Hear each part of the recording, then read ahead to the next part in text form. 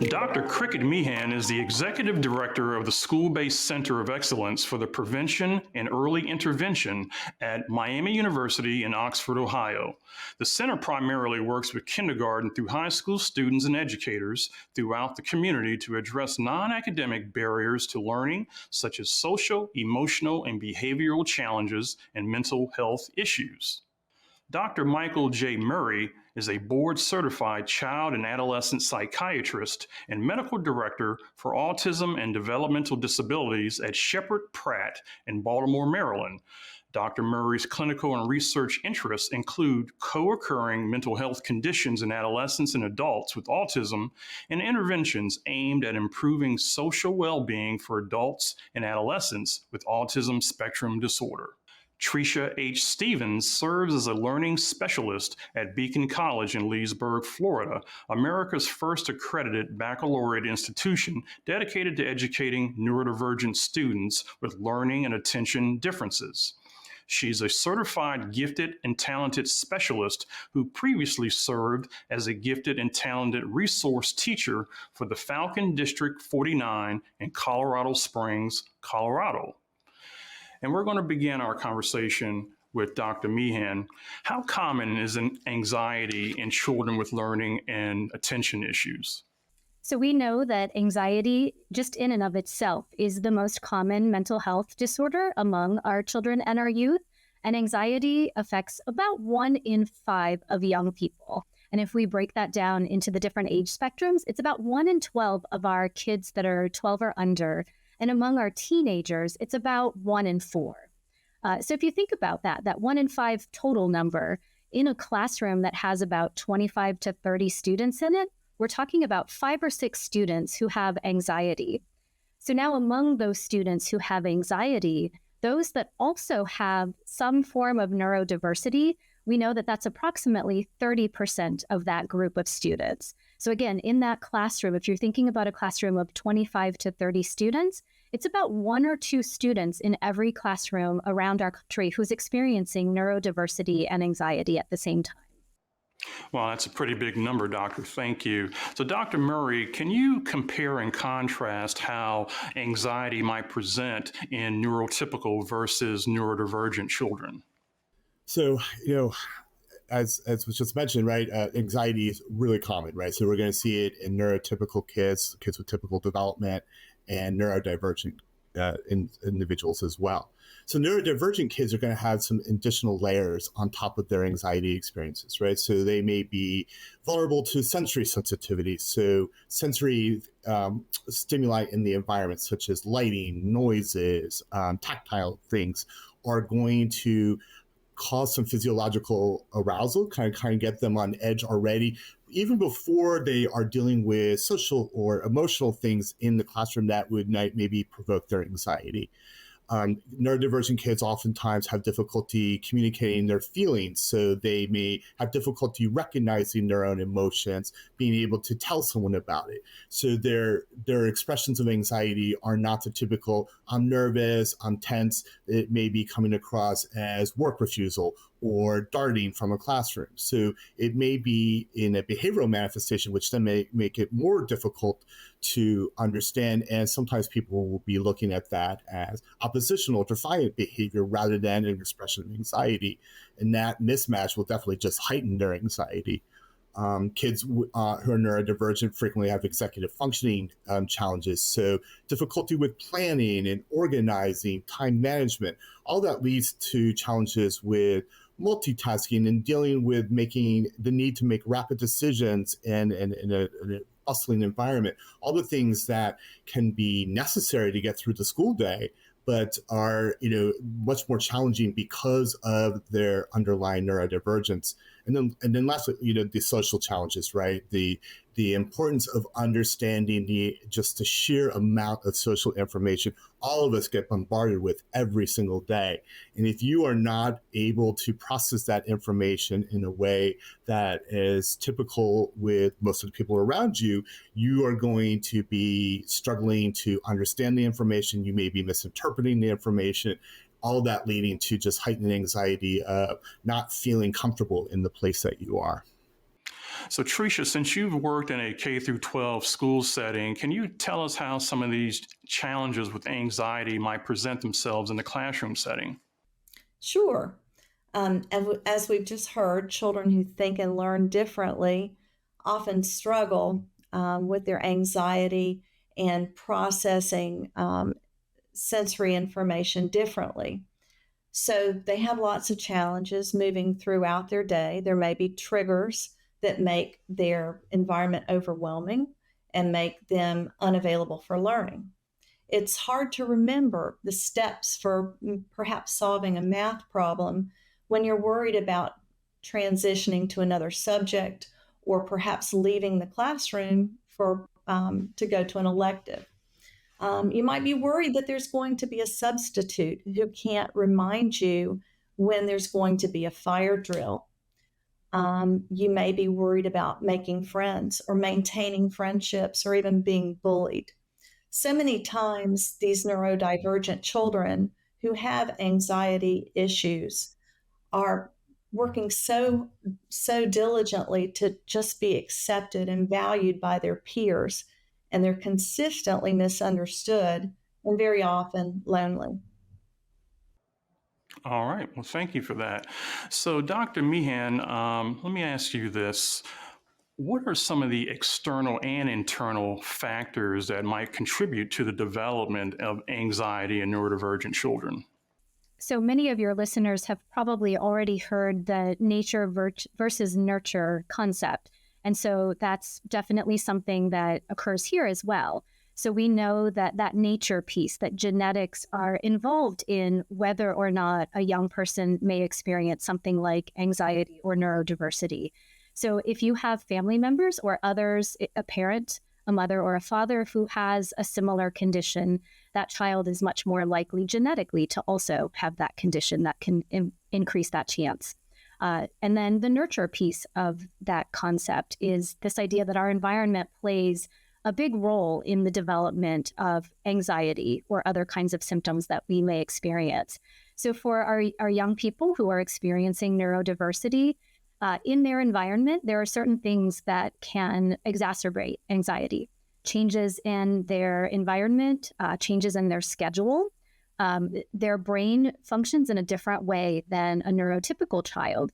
And so just going through your daily routine, and if suddenly there's a difference in that schedule, that can contribute to anxiety for that young person.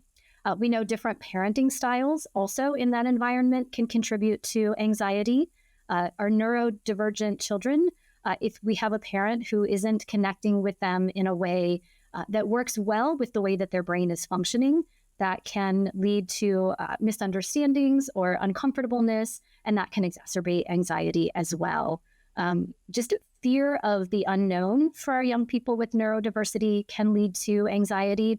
And so there's a whole wide range of things within the environment that can contribute to that. We also know that these conditions can occur together, and so one may also contribute to the development of the other. So for example, if we have anxiety symptoms that are starting to rise up, that can contribute to our neurodivergent symptoms being triggered. And then conversely as well, if a young person with neurodiversity is having a difficult time relating socially, for example, with those around them, that uncomfortableness or that fear of the unknown, all of the things that I've already mentioned can contribute to symptoms of anxiety. All right, well, thank you. So, Dr. Murray, I'm wondering where society plays a role in this. We live in a society where second place is the first loser. And, when you're in school, and certainly I remember myself in school, I always wanted to be first and with the best grades. And when I was on the field of sports, I wanted to be first there. How does that play a role in creating anxiety in kids, this competition factor? Yeah, so I think there is, like you said, our society is very much an excellence model, right? We all strive for excellence. We're taught to strive for excellence, and there is that need to always try to excel, right? And kids, can take that to literally first in everything. So a lot of the kids that I see in my clinic, I have to be first in line. I have to be first at the bus. I have to be first to go through the cafeteria line. Things that seemingly, what difference does it make? But, it is something that is important to them, right? It creates some sort of value to them. And once again, the social and emotional processing challenges really, I think, play a part in this, where it is not knowing where your strengths are and where your own sense of excellence lies, right? Because we all have things that we're excellent at. And it is something that, having that sense of uncertainty can lead to needing to prove one's value in seemingly ways that are quite transactional, concrete. I was talking to a young man in the clinic the other day, and he was sharing his recollections of preschool. And he was sharing that he really only could go to preschool if he had something to pass out to his friends, like a sticker or a little, some kind of little plastic toy. But he needed something to give to each person as a very concrete, concrete and tangible way of, I have value to you because I just gave you something, right? And I think sometimes that we equate value with winning. And, and what you were just talking about, Daryl, in your question, right? That my value comes because I was first. I got the medal. I have the trophy. I have the number one in the class ranking. And, and I think it's important to try and create a sense of value in our character, right? And how we ran the race and how we trained for the race rather than the outcome of the race. And I think we all, as people working in child mental health, we're trying to work on that and value the process and value the growth and not necessarily the outcome, which you can't always control the outcome, but you can control somewhat of the process of what you put in. So, I think it's really kind of trying to transition to that. And, so your question was kind of open-ended and I went all over the place with it. But, I think there is, a sense of really trying to help neurodivergent kids understand develop their own sense of worth and also value them for their differences, right? And celebrate those differences and what they contribute to our communities.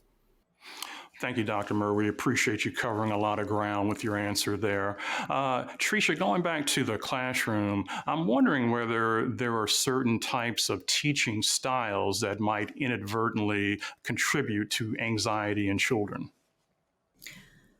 Yes, there are some practices that will elevate a student's anxiety. Who hasn't gotten nervous when they've been asked to read aloud or present in front of the class? That's something that we can all remember.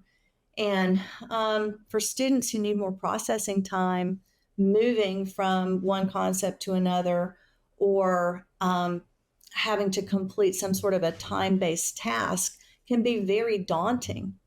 But teachers want their students to construct their knowledge, not just passively acquire information. So we employ a lot of active learning styles.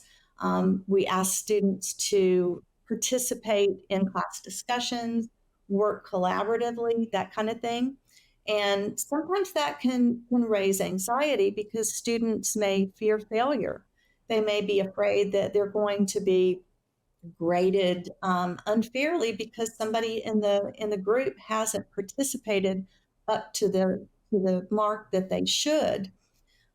Interestingly enough, research is now indicating that some of those practices that bring on anxiety can also reduce it. And in fact, students often enjoy being able to socialize during the learning time within some of the active learning situations. So, I kind of wonder if maybe thoughtful implementation is the key to balancing learning and anxiety. All right. So, Dr. Meehan, we've been talking a lot about what anxiety is and how it manifests, but I want to talk a little bit about consequences. If you have a child who has learning or attention issues, can anxiety hinder their ability to learn and retain information? Yeah, so both anxiety and the symptoms that we see with our neurodivergent children, both of those can hinder our learning. And so some of those symptoms that get in the way of learning are things like difficulty concentrating. So if you think of a neurodivergent child with attention deficit hyperactivity disorder, where that is a key feature of that disorder, difficulty concentrating when you're in a classroom setting and trying to pay attention to the teacher, bring that knowledge in, and then retain that knowledge so that you can use it at a future date. Clearly, if you're not able to concentrate on that, that will be very, very difficult to do. Some of the other symptoms or signs that we see that can get in the way, some of our students with these conditions may have a tendency to procrastinate. They may put off their learning. They may put off their homework or the other kinds of things that really are important when we're thinking about our academic requirements. Some of the other symptoms we may see are things like sleep problems.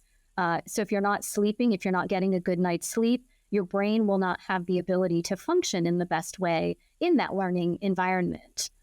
Anxiety in particular is a disorder where we see a whole lot of worry. So if you have worry going on and you're trying to learn some new information or retain information that you've already learned, if that worry is cycling through you and pulling you away from that ability to attend to the knowledge, that's clearly going to impact our students' ability to be academically successful. Some other symptoms that we see in these children are just low frustration tolerance. So if they're encountering information in a learning setting that requires them to maybe push themselves, be motivated, and push forward a little bit more, but they start to get frustrated because it's difficult information, that may cause them to give up, to not learn that information. With anxiety in particular, too, there's this heightened sensitivity. So there's a lot of emotions that are going on, and they're feeling that emotional overwhelmingness. And so that can get in the way of learning.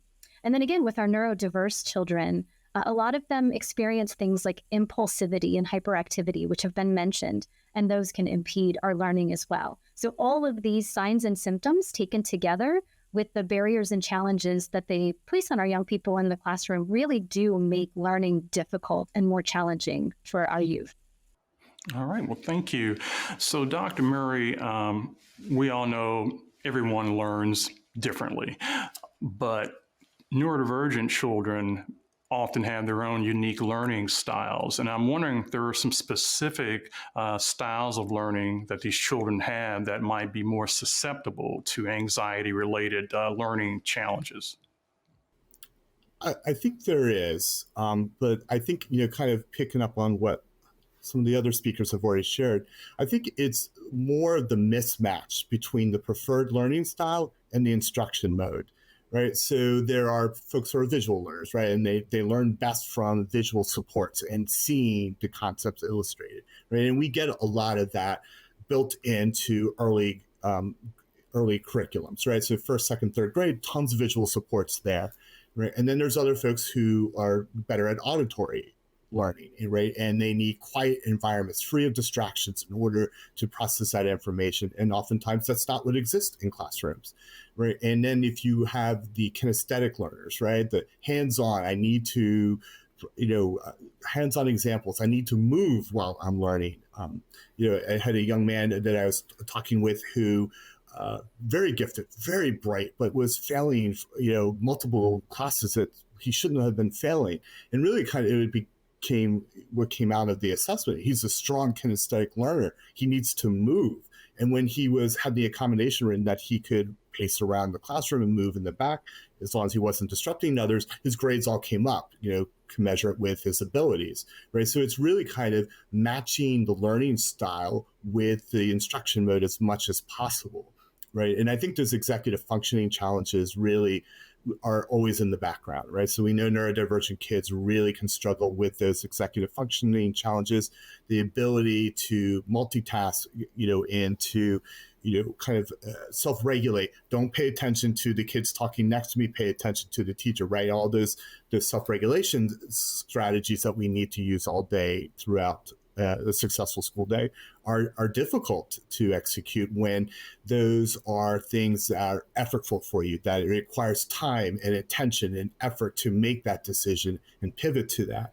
And then once again, I can't emphasize this enough, the social and emotional factors, right? That School is a highly, highly social environment. It's a highly, highly sensory rich environment. So folks who are sensitive to different sensory inputs, folks who struggle to process social information in a way that is fluent and is not effortful and it confusing, right? It kind of takes away from their ability to attend, and execute their abilities to learn. So all of those things kind of just commingle and interact with one another in a kid who is trying to learn in a way that maybe is not matching his preferred or her preferred style, where there's sensory issues that they're needing to deal with, where they are trying to utilize their decision making to figure out what to attend to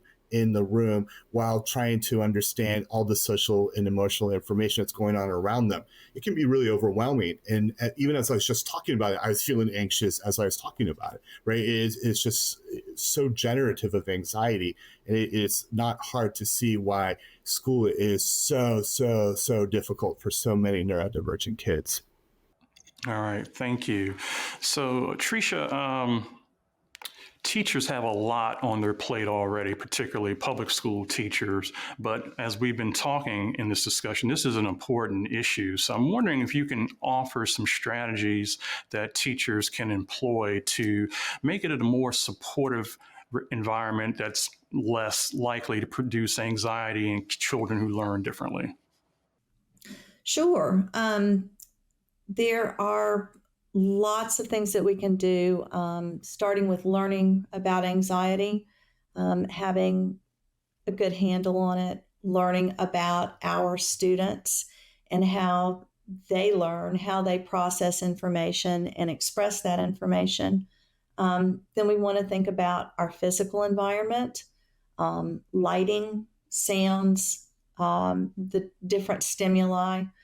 And then I think it's really important to build a classroom community, one that fosters diversity and inclusion and is a place where students can make mistakes as they learn and grow. We want to be able to support executive functioning skills and social emotional growth. We want to teach resilience and mindfulness and keep that growth mindset. I think that as we're delivering content, we want to think about the fact that students with anxiety want to feel prepared. So it's a good idea for us to find out what they know already and see what it is that they want to know, where they want to go. This helps to build a lot of confidence and hope as we move forward.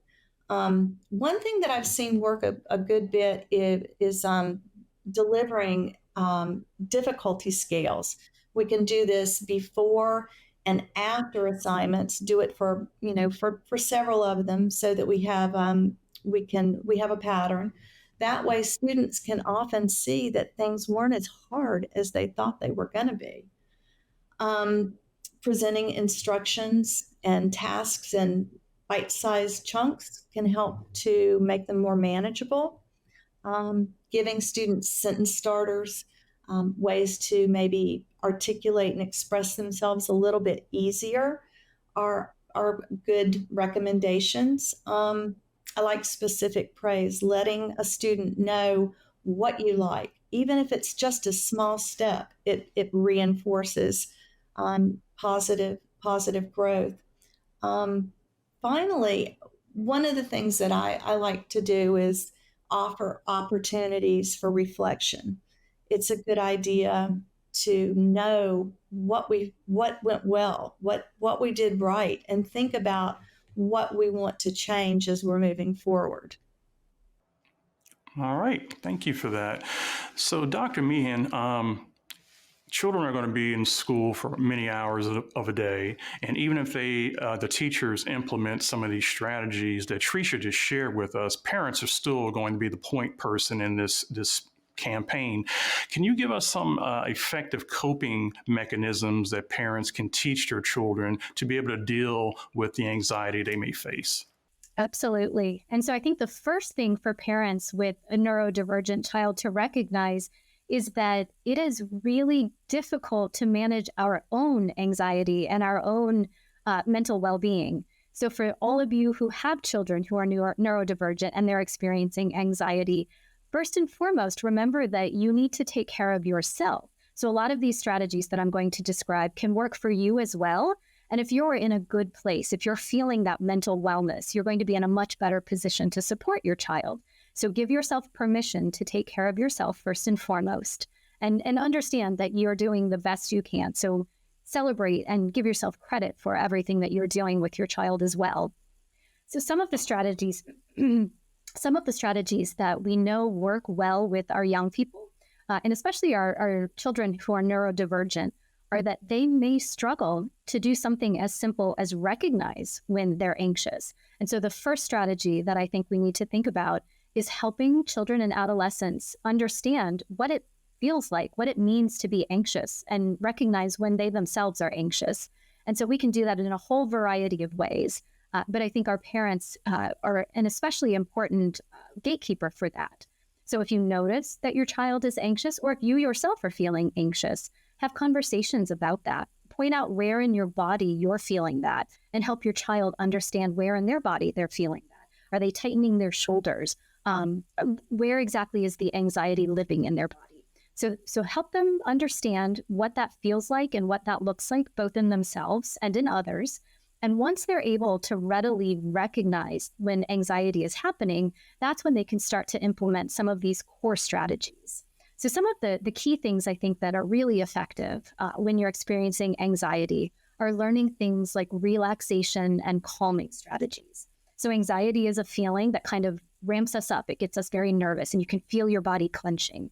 And so if we do strategies where our body is starting to release that tension, to relax, to feel calm, that helps to move the anxiety out of that experience.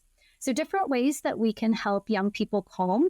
One of the most simple techniques is to use our breathing. And so if they can learn to control their breathing, to breathe in slowly and exhale slowly, and start to slow down that experience, that can help. And for some of our young people, counting the breaths can help. So if they count that first breath in as 1, and they let that breath out, and then the second breath again, counting it as they go. There's a whole variety of different breathing techniques. And so you can do a little bit of research, just get online and Google, and you'll very quickly find some breathing techniques that can help. So those are one of the strategies that can calm us down. Physical activity too. So our young people, if we get them physically active and exercising and moving their bodies, that exercise actually releases a neurotransmitter called endorphin into our brain. And that's a feel-good chemical in our brain. It's a natural chemical that our bodies produce. And so if we have more endorphin flowing through our bodies, that helps to reduce that experience of anxiety. The other thing that we can do as parents is just create calm spaces in the environment. So find a space within your home or other settings where your child can go, where that's a safe space. It's a space where they can do some of these techniques. And you can even designate it. You can call it the calm space. But that gives them a tangible location so that if I'm feeling anxiety, I have this place I can go and I can be safe.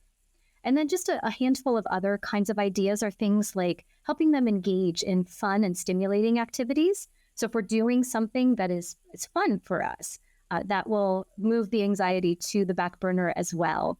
So just giving them a sense of comfort, a sense of distraction in those fun activities. And that can be things like maybe reading a book that they really enjoy, watching a fun movie and laughing, playing music. So music helps to kind of interrupt that pattern in our brain of the anxious moments or the anxiety.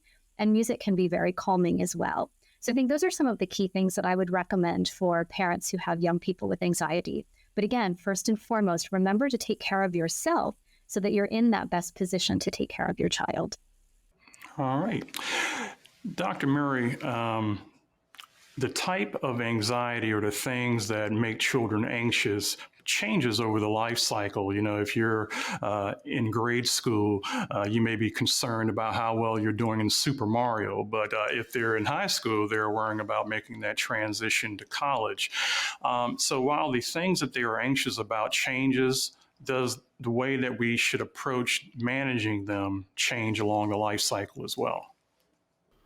I think that's a yes and no question, right? So I think that um, as Dr. Meehan was just describing really beautifully, right, that there are components of anxiety, right? There's that physiological arousal, right? That my heart is beating, I am starting to feel sweaty, I am starting to feel shaky, right? And then there is the emotional component of anxiety, right? So there is that feel, like that fear or stress or whatever words that person would use for that.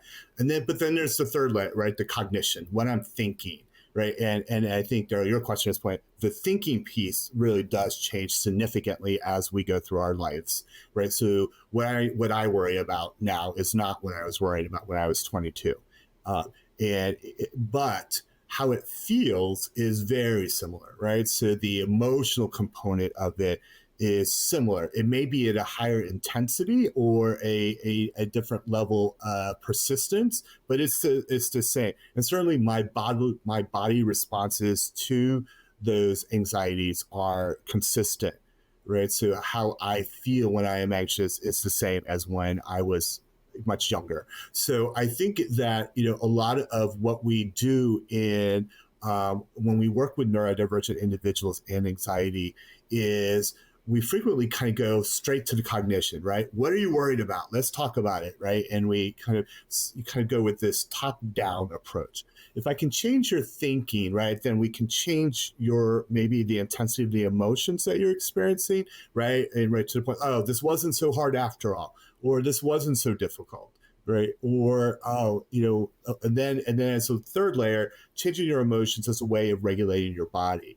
And, research has really shown recently that when working with neurodivergent individuals, and in fact, many people, not just neurodivergent individuals, a bottom-up approach is much more effective.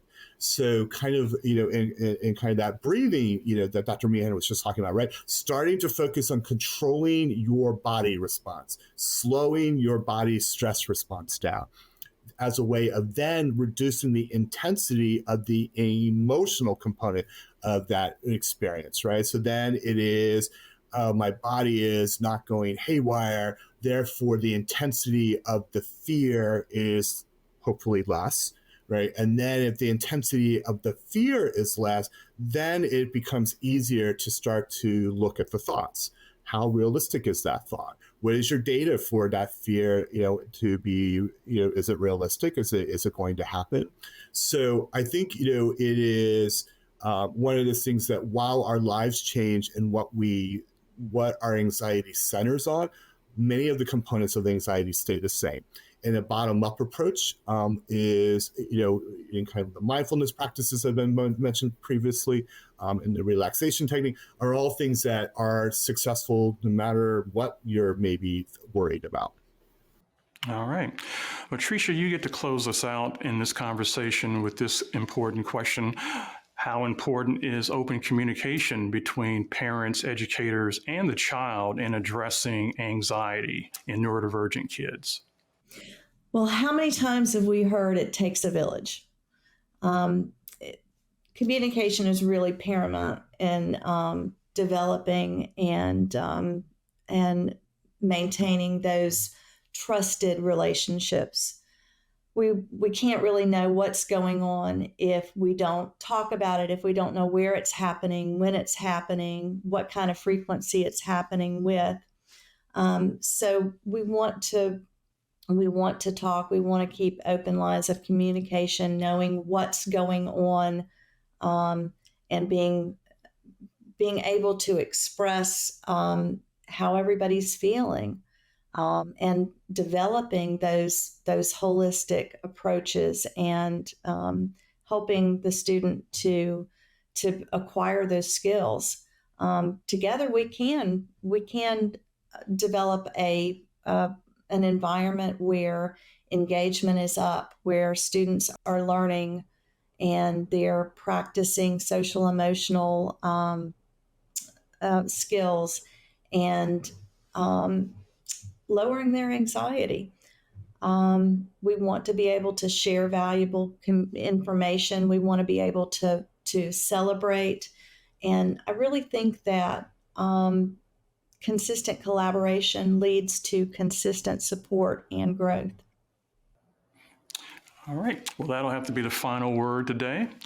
Dr. Cricket Meehan, Dr. Michael J. Murray, and Tricia H. Stevens. Thanks for the knowledge.